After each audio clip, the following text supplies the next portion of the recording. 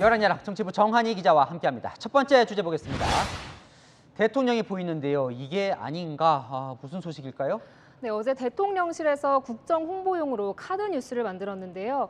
여기에 사용된 사진을 두고 논란이 일고 있습니다.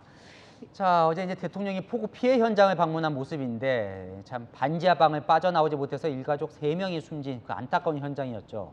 네, 야당은 이렇게 비판했습니다. 대통령실은 가족이 참사를 당한 수해 현장을 지켜보는 사진을 정책 홍보용 카드뉴스로 활용하는 만행까지 저질렀습니다. 대통령실은 부족한 점이 있었다며 사과하고 해당 게시물을 내리기로 했습니다. 이런 재난 상황에서는 말 행동 하나하나가 조심을 좀 해야 할 텐데 네, 마포구청장 사진도 논란이 됐어요. 맞습니다. 국민의힘 소속 박강수 구청장이 집중호우가 쏟아진 그젯밤 SNS에 전과 찌개를 먹는 먹방 사진을 올렸다가 비판을 받았는데요. 해당 사진을 삭제하고 결국 사과했습니다. 대통령과 여권을 세게 비판하고 있는 민주당도 좀 난감한 상황이 처했다면서요. 그렇습니다. 오늘 이 호우 피해가 컸던 서울 강남 구룡마을을 찾았는데요. 이렇게 진땀을 흘렸습니다.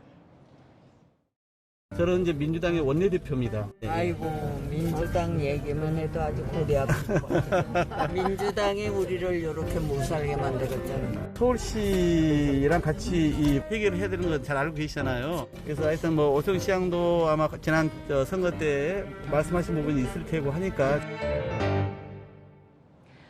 김기현 국민의힘 의원은 2년 전 대전 물난리 당시 민주당 의원들이 TV 화면 앞에서 활짝 웃는 사진을 소환했는데요.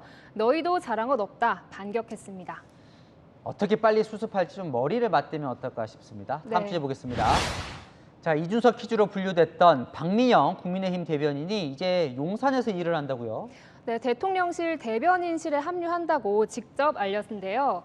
쓴소리를 했던 본인을 포용해준 대통령의 변화 의지를 믿고 쓴소리를 아끼지 않겠다고 각오를 밝혔습니다.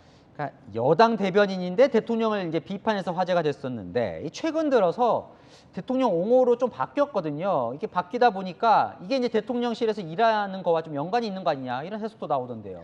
네, 대통령의 내부 총질 문자도 비판을 했었고요. 부실 인사 논란 때도 대통령이 전 정권과 비교하자 민주당처럼 하지 말라고 뽑아준 거라고 비판했었죠. 그런데 최근 SNS에는 시행착오를 겪는 것은 당연하다고 썼고 또 언론 인터뷰에서는 대통령이 약해진 지금은 오히려 감싸는 게 맞는다고 본다며 윤 대통령을 옹호했습니다. 대통령실 관계자는 MZ세대 이슈를 잘 이해하고 있는 박 대변인이 그들의 생각을 대통령실에 잘 반영해 줄 것 같아서 제안했다고 설명했습니다. 자, 이 대변인의 용산행이 더 주목을 받는 건 이준석 대표와의 관계 때문이죠. 맞습니다. 이준석 대표가 기획한 토론 배틀을 통해서 뽑힌 대변인이다 보니까 이준석 퀴즈다 이렇게 불리기도 했는데요. 그러다 보니까 오늘 박 대변인 SNS에는 배신자라는 댓글이 달리기도 했습니다. 지금 뭐 이제 대통령과 이 대표 사이가 그렇게 좋지는 않으니까요. 자, 이 대표도 뭐라고 했어요? 네, 자신은 충성을 요구한 적도 없으니 배신은 아니라면서 젊음이란 자유의 몸이 아니면 행복할 수가 없는데 잘 헤쳐나가길 기대한다고 적었습니다. 저 마지막 줄이요. 좀 어색하게 읽은 저 마지막 줄이 오타가 아니라 일부러 저렇게 쓴 거라면서요.